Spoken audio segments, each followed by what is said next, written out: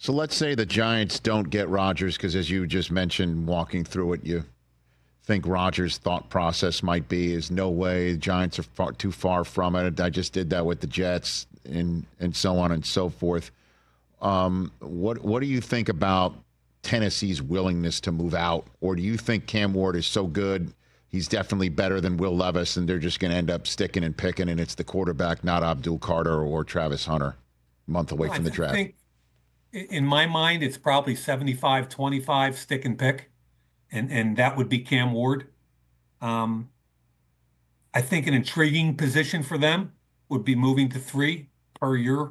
And I think, I hate to put it this way, but, Joe Shane and Brian Daboll right now are under a lot of pressure, both to get a quarterback and to win football games. And I think because of that, regardless of the Rodgers situation, they've got to be in the quarterback game, and they got to be looking at 1 or 2. And if I'm Tennessee, I'm going, okay, if I want to move down, 3 is the perfect place. Worst case scenario, I'm either getting a quarterback or I'm getting the first or second best position player. Plus probably a first round pick next year when there are an awful lot more quarterbacks available.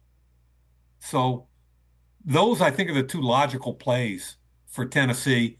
And I think the Giants figure into it very heavily. So I was going to ask you, what do you think the freight would be for the Giants to move up or Cleveland to move up? 1 spot, 2 spots. What do you think the cost would be, Mike? Well, if you can look at the trade chart all you want, which I did this morning, it would be a next year. If I'm looking at it as with the GM hat on, yes, sir. With Tennessee, I want a first round pick next year, plus probably 2 more picks this year. And I'm not, probably a second round or a third round, a second day pick. Let me call it that. And maybe you get another existing player or later pick. But it certainly, I think you want to focus on the fact that you want the 1 next year because you haven't solved your quarterback problem. And the Giants probably aren't going to be very good, and they're going to be picking high. So you want their pick in the first round next year, along with your own first round pick to give you leverage. You're going to be in a much better quarterback draft class on paper right now. So for Tennessee, I think it makes a ton of sense. What about Cleveland? Would you counsel they do that? Up 2-1? What do you think? From 2-1? Yes, sir. For a quarterback. What do you think? If they only love 1, for sure.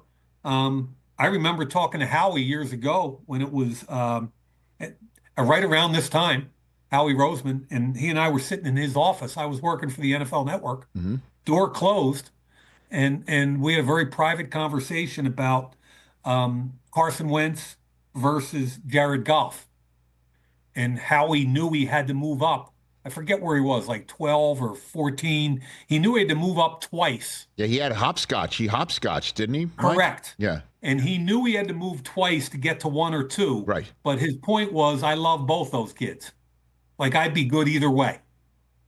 And that's what ended up happening. They got Carson Wentz at 2. So, if you're talking about Cleveland moving from 2-1, that's expensive and difficult and all those other things because obviously you don't want to give up the draft capital. But if you're worried about if there's only 1 quarterback in this class and that's your guy, you got to go get him. Catch the Rich Eisen Show live weekdays from 12 to 3 p.m. Eastern on Roku Sports Channel in the U.S.